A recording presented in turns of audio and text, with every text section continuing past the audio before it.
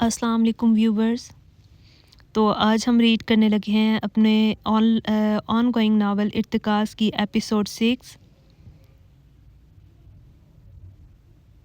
तो चलें अपनी आज की एपिसोड स्टार्ट करते हैं। मलिक हाउस में आज एक अजीब सी चहल पहल थी। जहांज़ेब मलिक के चेहरे पर फातिहाना मुस्कुराहट थी। उन्हें लग रहा था कि आखिरकार उनका बेटा लाइन पर आ गया है और उनके दिखाए हुए रास्ते पर चलकर मुल्क से बाहर जा रहा है। सबिहा किचन में मसरूफ़ थीं। वो खुश भी थीं और उदास भी कि उनका बेटा दूर जा रहा है, मगर मेरान की बेहतरी के लिए वो खामोश थीं। हाशिम, मेरान का भाई भी वहीं मौजूद था और सबके चेहरों पर इत्मीनान देखकर सुकून में था। जहांज़ेब ने मेरान के करीब आकर उसके कंधे पर हाथ रखा। शुक्र है मेरान, तुमने आखिरकार आगे बढ़ने का फ़ैसला किया। मुझे खुशी है कि तुमने मेरी बात मानी और अपनी ज़िंदगी को एक मकसद दिया। मेरान ने एक नरम सी मगर पुरइसरार मुस्कुराहट के साथ अपने बाप की तरफ देखा। जहांज़ेब मलिक को लग रहा था कि ये हार मानने वाली मुस्कुराहट है, मगर मेरान जानता था कि वो यहाँ से हारने नहीं बल्कि ख़ुद को पाने के लिए जा रहा है। उसका रवैया आज गैर मामूली तौर पर पुरसुकून था।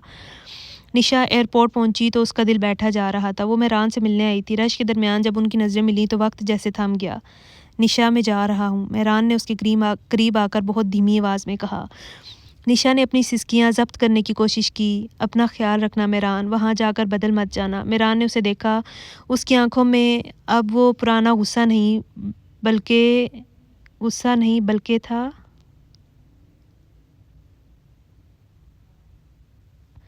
पुराना गुस्सा नहीं था। बदलूंगा निशा, मगर तुम्हारे लिए। मैं वहाँ से मेरान बनकर वापस आऊँगा जिस पर तुम फ़ख्र कर सको। और फिर वो आखिरी बार उसे देखकर इमिग्रेशन लाइन की तरफ बढ़ गया। निशा वहीं खड़ी से तब तक देखती रही जब तक वो नज़रों से ओझल नहीं हो गया। किसरे खान दरअसल लाहौर के मुज़ाफ़रात में एक पुरानी शानदार हवेली थी जो मुगलिया दौर की एक जागीर पर तामीर हुई। उसके बुलंद बाला दरो दीवार, संगमरमर के सतून और चौड़ी छतें अब भी माजी की शान व शौकत की गवाही देती थीं। ये हवेली कई पुश्तों से ख़ानदान के कब्ज़े में थी। शहर में उसका ज़िक्र खौफ और रौब के साथ किया जाता था। मेहरान का यूनिवर्सिटी में आज पहला दिन था। लेक्चर की ब्रेक हुई तो वह थकन और उलझन मिटाने के लिए कैफ़ेटेरिया चला गया। वहाँ उसकी नज़र एक अजीब से आदमी पर पड़ी जिसका हुलिया बहुत ख़राब था। बाल बिखरे हुए थे और कपड़े मैले थे। वो दूर खड़ा मेहरान को ही घूर रहा था। मेहरान को वो बहुत अजीब लगा, मगर हैरत तब हुई जब वो आदमी चलता हुआ सीधा मेहरान की मेज़ पर आके बैठ गया। मेहरान ने कुछ बोलना चाहा, मगर वो खामोश रहा। उस अजनबी की खामोशी अब ख़त्म हो चुकी थी।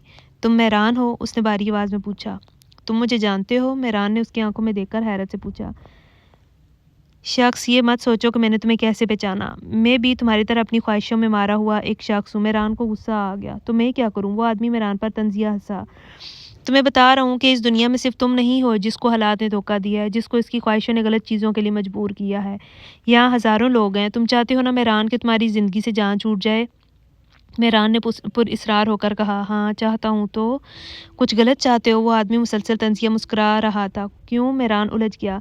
इसका जवाब तो तुमने खुद ही बता दिया है, उस शख्स ने कहा। वक्त का कोई भरोसा नहीं होता। इंसान मतलबी होता है और वक्त जालिम।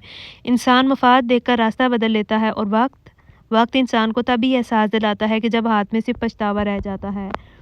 तुम आज कह रहे हो तुम्हें मौत चाहिए, कल तुम इसी ज़िंदगी के लिए रोगे, उस ज़िंदगी के लिए नहीं। मैं कभी नहीं रोऊंगा, हरगिज़ नहीं। मेहरान ने मुकम्मल इनकार किया। इंसान कितना अजीब है ना, जब चाहता है ज़िंदगी की दुआ करने लगता है, जब चाहता है मौत की। उस शख्स ने मेहरान की तड़प को देखा और कहा, अगर मैं कहूँ कि तुम्हारे पास सिर्फ 7 महीने और 10 दिन हैं जीने के लिए तो मैं कहूँगा कि ये बहुत ज़्यादा हैं। क्या तुम्हें नहीं लगता कि कुछ लोग मेरे जैसा लाइफस्टाइल चाहते हैं? मेहरान ने भुएं चुकाईं। तो वो नादान है। चलो, अगर तुम्हारे पास 7 महीने और 12 दिन हो तो ये ज़्यादती है। मेहरान ने कहा, मैं चाहता हूँ कि इसे कम कर दें। और अगर मैं 2 दिन बढ़ा दूँ? अजनबी ने पूछा। क्यों? क्योंकि तुम इन 2 दिनों में रो पड़ोगे कि मुझे मौत नहीं चाहिए। तुम्हें ज़िंदगी से मोहब्बत होने लगेगी और मौत से वहशत। लेकिन आखिरी 2 दिन में तुम्हारे पास बस पछतावा होगा। वक्त जालिम है मेहरान, ये एहसास दिलाने में बहुत देर कर देता है और फिर कहता है कि तुमने मेरी कदर नहीं की। वो आदमी उठा और चलने लगा। मेहरान ने उसे रोकने के लिए आवाज़ दी, मगर वो नहीं रुका और हजूम में गायब हो गया।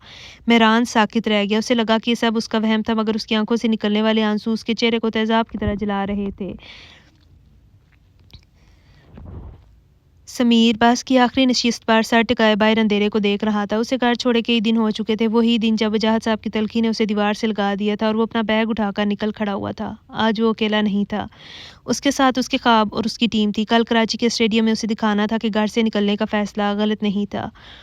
समीर के घर में आज भी वही खामोशी थी जो उसके जाने के बाद से छाई हुई थी। वजाहत साहब सहन में बैठे अखबार तो देख रहे थे, मगर उनकी नज़रें बार-बार समीर के बंद कमरे की तरफ जा रही थी। गुस्सा अपनी जगह, मगर बाप का दिल शायद अब अंदर ही अंदर कुढ़ रहा था। ज़ाहिदा किचन में खाना बना रही थी, मगर आज फिर उन्होंने गलती से 3 के बजाय 2 प्लेटें ही निकाली थीं। फिर अचानक याद आने पर मगर आज फिर उन्होंने गलती से 2 के बजाय 3 प्लेटें ही निकाली थी। फिर अचानक याद आने पर उनकी आंखों में आंसू भर आए। उनका बेटा तो कब का घर से जा चुका था, मगर माँ का दिल अब भी दस्तक का मुंतज़िर था। अभी तक कोई खबर नहीं आई उसकी। वजाहत साहब ने अखबार की ओर से पूछा। उनके लहजे में अब वो पहले जैसी सख्ती नहीं थी, शायद थोड़ी सी फिक्र झलक रही थी।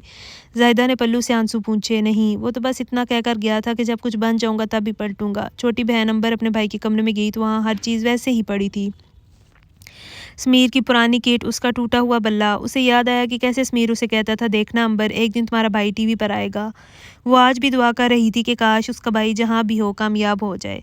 वो सब इससे बेखबर थे कि समीर अब कराची की सड़कों पर अपनी ज़िंदगी की सबसे बड़ी जंग लड़ने के लिए पहुँचने वाला है। नीली रोशनियों से सजा निशा का कमरा अपनी जगह पुरकशिश तो था, मगर वहाँ मौजूद उदासी दीवारों से झांकती महसूस होती थी। निशा अपने बेड पर घुटने जोड़कर बैठी थी। सामने उसका लैपटॉप खुला था, मगर उसकी नज़रें कमरे की खिड़की से बाहर आसमान पर टिकी थीं। नीचे ड्राइंग रूम से उसकी मम्मी पापा की ऊंची आवाज़ें आ रही थी। वो रोज़ की तरह किसी बिजनेस डील या किसी सोशल पार्टी में जाने पर बहस कर रहे थे। निशा के घर में पैसा तो बहुत था, मगर वक्त नहीं था जिसकी उससे तड़प थी। उसके वालिदैन उसके लिए हर महंगी चीज़ खरीद सकते थे, मगर उसके दिल का हाल सुनने के लिए उनके पास चंद मिनट भी नहीं थे। निशा ने फ़ोन उठाया और मिरान का नंबर डायल किया। फिर उसे ख्याल आया कि वो तो अब दूसरे मुल्क में है, शायद मसरूफ़ हो या सो रहा हो। उसने बेबसी से फ़ोन रख दिया। फिर उसे समीर का ख्याल आया जो आज कराची पहुंच चुका होगा। सब कितनी हिम्मत वाले हैं ना। उसने खुद कलामी की। समीर अपने ख्वाबों के लिए घर से लड़कर निकल गया। मिरान अपनी पहचान के लिए मुल्क छोड़ गया, और एक मैं हूँ जो इस कमरे की खामोशी में कैद हूँ और सिर्फ इन दोनों की खैर मांगती रहती हूँ। उसने एक गहरा सांस लिया और उठकर आईने के सामने खड़ी होगी। उसकी आंखें अब भी मेहरान की जुदाई के गम में थोड़ी सुर्ख थीं। उसने सोचा, क्या वो वाकई सिर्फ दूसरों की ज़िंदगियों को जोड़ने के लिए बनी है? क्या उसकी अपनी कोई खुशी नहीं? उसने डायरी खोली और एक जुमला लिखा, जेन ज़ी का अलमिया यही है कि हम भीड़ में भी अकेले हैं और हमारी खामोशी कोई सुनने वाला नहीं। कमरे में उसके गाने की आवाज़ गूंज रही थी, मगर जैसे ही उसने हेडफोन्स उतारे, एक बोझिल खामोशी ने उसे घेर लिया। मेहरान के लबों पर एक फातिहाना मगर तलख मुस्कुराहट आई। आज़ाद हो गए मेहरान, तुम उस अजाब से निकल आए। उसने आईने में खुद को देखकर कहा। डैडी समझ रहे होंगे कि मैं हार गया, मगर मैं उनकी मर्ज़ी से यहाँ आया हूँ। वो भूल गए कि जहाँ ज़ेम अली का बेटा अपनी चालें खुद चलता है, मैंने वही किया जहाँ मेरा फ़ायदा था। अब मैं उनकी पहुँच से दूर अपनी मर्ज़ी की ज़िंदगी जीऊँगा। वो अपनी इस जीत पर फ़ख्र कर रहा था कि तभी फ़ोन की स्क्रीन रोशन हुई। निशा हयात। मेहरान के चेहरे पर मौजूद तंज के बादल फ़ौरन चढ़ गए और लहजा नरम हो गया। हेलो निशा, कैसी हो? अगला 1 घंटा वो दोनों बातें करते रहे। निशा उसे वहाँ के हाल अहवाल सुनाती रही और मेहरान बस सुनता रहा। जब फ़ोन बंद हुआ तो कमरे की खामोशी पहले से ज़्यादा गहरी महसूस होने लगी। मेहरान ने फ़ोन एक तरफ रखा और सोफे पर बाजू फैलाकर सर छत की तरफ कर लिया। उसकी नज़रें छत को घूर रही थीं, जैसे वहाँ अपनी तकदीर तलाश कर रहा हो। यही आज़ादी चाहते थे ना तुम मेहरान? उसने खुद से सवाल किया। उसने करीब पड़ी ऐश ट्रे अपनी तरफ खींची और सिगरेट की डब्बी से एक सिगरेट निकाल ली। पहला कश लेकर जब उसने धुआं मुँह से निकाला तो उसे लगा कि जैसे वो अपनी सारी घुटन इस धुएं के साथ बाहर निकाल रहा है। मगर वो पुरअसरार आदमी की कही हुई बात 7 महीने और 12 दिन अब भी उसके ज़हन के किसी कोने में हथौड़े की तरह बज रही थी। दूसरी तरफ कराची के इंटरनेशनल बैंक स्टेडियम में फ्लड लाइट्स ऑन हो चुकी थीं। शोर ऐसा था कि कान पड़ी आवाज़ सुनाई न दे। समीर सफ़ेद किट पहने, हाथ में बल्ला थामे बाउंड्री लाइन के पास खड़ा था। उसके सामने वो पिच थी जो आज उसका फैसला करने वाली थी। उसके ज़हन में मेहरान की वो तलख बातें और अपने बाप का वो गुस्सा भरा चेहरा घूम रहा था। उसने हेलमेट का स्ट्रिप टाइट किया और एक लंबा सांस लेकर ग्राउंड के अंदर कदम रखा। कमेंटेटर की आवाज़ गूंजी और अब क्रीज पर आ रहे हैं इस टूर्नामेंट के सबसे ख़तरनाक बल्लेबाज समीर। समीर ने आसमान की तरफ देखा। आज उसे सिर्फ रन नहीं बनाने थे, आज उसे अपनी ज़िंदगी की सबसे बड़ी इनिंग्स खेलनी थी। उसके सामने बॉलर गेंद करवाने के लिए भागना शुरू हो चुका था। मेहरान आज शहर से ज़रा दूर एक वीरान सी जगह पर बैठा था। जब उसे वही मानूस सी चाप सुनाई दी, उसने मुड़कर देखा तो वही पुरअसरार आदमी खड़ा था। मेहरान के चेहरे पर एक अजीब सी खुशी आ गई, जैसे उसे अपना कोई हमराज मिल गया हो। आप इस दिन में मैंने आपको इतनी आवाज़ें दी, आप कहाँ चले गए थे? मुझे लगा था कि अब आप दोबारा नहीं आएंगे। मेहरान ने बेताबी से कहा। वो अनजान आदमी धीरे से हंसा। क्या तुम चाहते थे कि मैं दोबारा तुम्हारे पास आऊँ और तुम्हारे सामने तुम्हारा आईना रख दूँ? मेहरान के पास इस बात का कोई जवाब नहीं था। उसने मौजू बदलते हुए पूछा, मैं आपको क्या बुलाकर पुकारूं? आपका नाम क्या है? उस आदमी ने थोड़ा सोचकर जवाब दिया, तुम मुझे फ़नकार बुला लिया करो।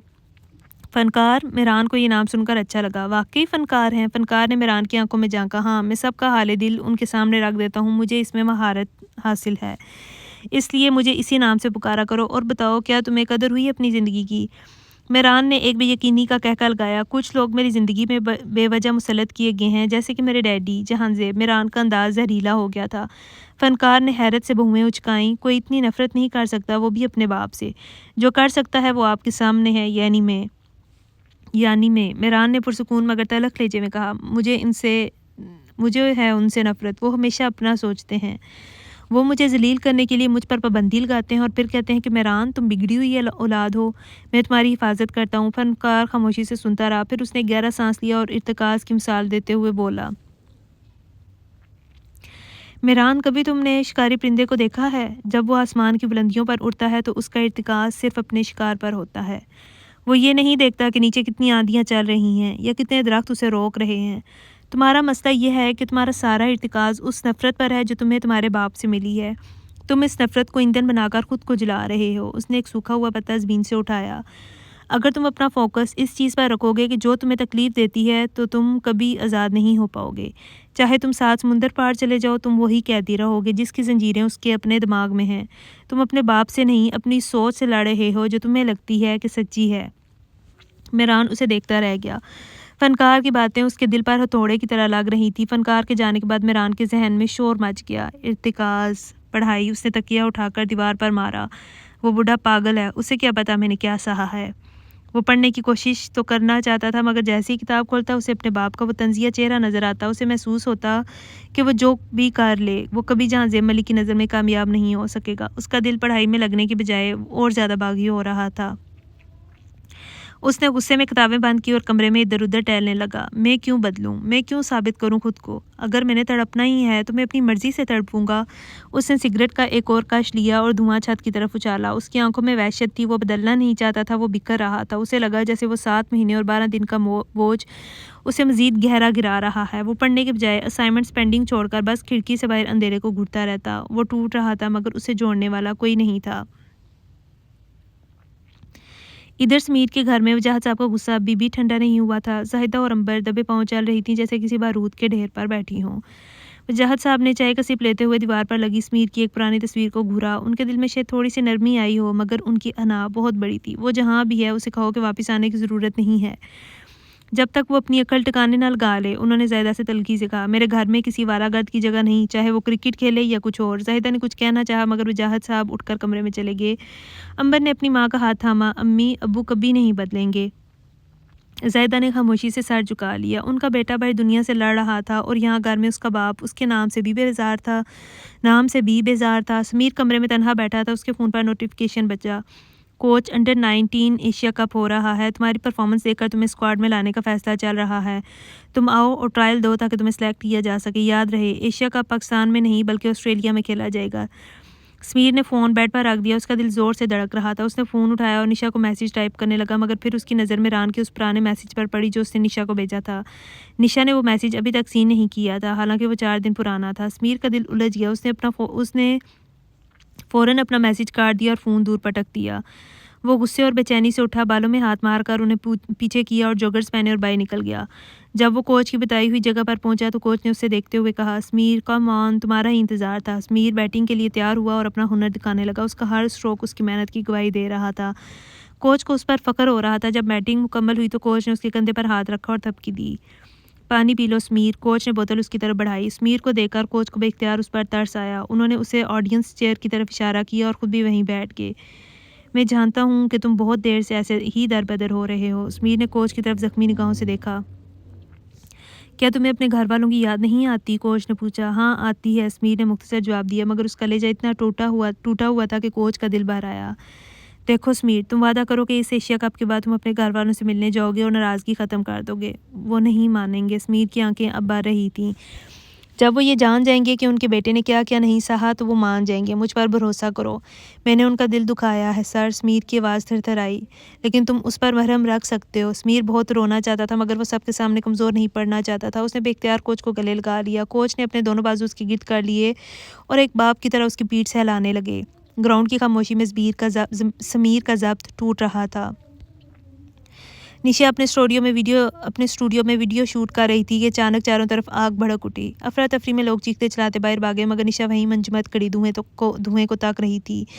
उसे समझ नहीं आ रहा था कि कहाँ जाए। उसे अपनी ही पुकार सुनाई नहीं दे रही थी, निशा निशा, मगर वहाँ कोई नहीं था। वो गिरती पड़ती दरवाजे तक पहुंची मगर दरवाज़ा बाहर से लॉक था। ये कोई हादसा नहीं बल्कि एक सोची समझी चाल थी। रज़ा हयात को कॉल मिली तो उनका जैसे दिल फट गया। मिस्टर हयात, आपकी बेटी के स्टूडियो में आग लग गई है। सब बाहर आ गए हैं मगर वो अभी तक अंदर ही है। रज़ा दीवानावार वहाँ पहुंचे। आग की लिपटें आसमान से बातें कर रही थी। वो घुटनों के बल बैठकर रोने लगे मगर फिर अचानक हिम्मत जमा करके उठे, मैं बचाऊंगा उससे। निशा जब वो अंदर पहुंचे तो वहाँ एक जली हुई लाश देखकर उनकी चीख निकल गई मगर रेस्क्यू टीम ने बताया कि वो लड़की कोई और थी। निशा को अस्पताल मुंतकिल कर दिया गया है। रज़ा हयात का सांस बहाल हुआ मगर दिल अब भी बेचैन था। दूसरी तरफ मेहरान ने जब ये खबर देखी तो उसके हाथ कांपने लगे। निशा ठीक है? ये किसकी चाल है? उसे फ़ौरन अपने बाप जहांज़ेब अली के अल्फाज याद आए कि वो निशा से बदला ज़रूर लेंगे। नहीं, क्या डैडी ऐसा कर सकते हैं? मेहरान ने सोचा और उसी वक्त पाकिस्तान की फ़्लाइट करवा ली। इधर मलिक हाउस में जहांज़ेब गुस्से में पागल हो रहा था। उसे रेस्क्यू कर लिया गया। क्यों? उस्पिया बेगम ने अपनी चालबाज शक्ल के साथ कहा। ज़रूरी नहीं कि वो बच जाए, उसके फेफड़े डैमेज हो गए होंगे। जहांज़ेब ने तंज़िया देखा। मैं तो उसे जलाना चाहता था। अस्पताल में रज़ा हयात, इज़्ज़ा, अनिया और निशा की माँ सब परेशान थे। तभी उन्होंने एक नौजवान को भागते हुए आते देखा जो इन सब से ज़्यादा बदहवास लग रहा था। तुम मेहरान हो? रज़ा ने हैरत से पूछा। निशा कैसी है? उसे होश आ गया? मेहरान ने जज्बात में पूछा। डॉक्टर ने बताया कि होश आ गया मगर सिर्फ एक शख्स मिल सकता है। मेहरान रज़ा हयात से पहले कमरे में दाखिल हो गया। निशा ने धुंधली आंखों से मेहरान को देखा। तुम आ गए? हाँ, मैं आ गया हूँ, मेहरान ने नरमी से जवाब दिया और उसका हाथ थामा। निशा, ये सब कैसे हुआ? मैं नहीं जानती मगर किसी ने बाहर से लॉक कर दिया था। कोई मुझे जलाना चाहता था। तुम्हें किसी पर शक है? निशा ने सवालिया नज़रों से पूछा। हाँ, मुझे शक है। मेहरान की आंखों में गुस्से की चमक आई। मैं तुम्हें बता दूंगा कि वो कौन था। निशा की आंखों में आंसू आ गए। तुम फिर चले जाओगे? मेहरान ने झुककर उसके कान में सरकोशी की। हाँ, मैं चला जाऊंगा लेकिन अभी मैं तुम्हारे साथ हूँ। आज समीर का पहला बड़ा इम्तिहान था। जब पाकिस्तान की सब किट पहनकर मैदान में उतरा तो उसके बदन में एक अजीब सी बिजली दौड़ रही थी। सामने श्रीलंका की टीम थी और तमाशाइयों का शोर आसमान छू रहा था। समीर ने बल्ला उठाया और क्रीज पर पोजीशन ली। हर गेंद के साथ उसका एतमाद बढ़ता गया। उसने श्रीलंकन बॉलर्स की धुलाई शुरू कर दी। जब उसने शानदार चौका मारकर अपनी पहली इंटरनेशनल 50 मुकम्मल की तो पूरा स्टेडियम खड़ा हो गया। समीर ने बल्ला उठाकर आसमान की तरफ देखा। उसकी आंखों में वो तड़प थी जो उसे यहाँ तक लेकर आई थी। वो ये कामयाबी अपने इन वालिदैन के नाम करना चाहता था जो अभी तक उससे नाराज़ थे। दूसरी तरफ मलिक हाउस में जैसे धमाका हुआ। जहाँ ज़ेब और सुफिया बेगम लाउंज में बैठे थे जब मेहरान तूफानी अंदाज में अंदर दाखिल हुआ। उसे देखकर सबके हाथ पांव फूल गए। तुम यहाँ? जहाँ ज़ेब हैरत और गुस्से से चीखे। मेहरान, वो कनाडा है, कोई इस्लामाबाद नहीं है कि जब मर्जी हो जाओ और जब मर्जी आ जाओ। तुमने अपनी पढ़ाई और मेरा पैसा दांव पर लगा दिया। मेहरान ने इन्हें मुकम्मल तौर पर इग्नोर किया। उसकी खामोशी जहाँ ज़ेब को मज़ीद इश्तियाल दिला रही थी। वो चलाते रहे, गरजते रहे मगर मेहरान की नज़रों में सिर्फ नफरत थी। आखिरकार बहस के दौरान जहाँ ज़ेब के मुंह से सच निकल ही गया। उन्होंने एतराफ़ कर लिया कि निशा के स्टूडियो वाला हादसा उन्हीं की एम्मा पर हुआ था। हाँ, मैंने किया है वो सब। वो लड़की तुम्हें मेरे खिलाफ उकसा रही थी, जहाँ ज़ेब ने गुस्से में कहा। मेहरान के तन बदन में आग लग गई। उसका शक यकीन में बदल चुका था। उसने एक लफ्ज़ भी नहीं कहा, बस एक जहरीली नज़र अपने बाप पर डाली और पैर पटकते हुए तेज़ी से अपने कमरे की तरफ चला गया। उसकी खामोशी तूफान से पहले का सुनाटा था। कमरे में दाखिल होते ही मेहरान ने ज़ोर से दरवाज़ा बंद किया। उसका सांस फूल रहा था। उसे फनकार की बात याद आई। तुम्हारा इर्तिकाज़ तुम्हारी नफ़रत पर है। हाँ फ़नकार, मेरा इर्तिकाज़ अब वाकई नफ़रत पर है मगर अब ये नफ़रत मुझे जला नहीं रही बल्कि मुझे रास्ता दिखा रही है। निशा आज अस्पताल से फारिग होकर घर आ गई थी। वो भी बिस्तर पर ही थी कि मेहरान उससे मिलने पहुंचा। निशा ने जब उसे देखा तो वो दंग रह गई। मेहरान बिल्कुल बदल चुका था। उसका हुलिया पहले जैसा नफासत पसंद नहीं रहा था। आंखों के गिर्द हल्के पड़ चुके थे जो उसकी बेख्वाबी की गवाही दे रहे थे। बाल बड़े हुए थे और बिखरे हुए थे जैसे उसे अपनी कोई परवाह ही ना हो। उसकी शख्सियत में एक अजीब सी वहशत आ गई थी। तुमने अपना ये क्या हुलिया बना लिया है मेहरान? निशा ने उसे गौर से देखते हुए परेशानी से पूछा। मेहरान ने नज़रें चुराई और खामोश रहा। वो इसे नहीं बताना चाहता था कि वो कनाडा में कितना अकेला और टूटा हुआ महसूस करता रहा है। उसने दोबारा सिगरेट नोशी शुरू कर दी थी, वो सिगरेट जिसे उसने निशा के कहने पर छोड़ दिया था। जब इसने निशा को ये बताया तो निशा का पारा चढ़ गया। तुम वहाँ पढ़ने गए हो या ये सब करने?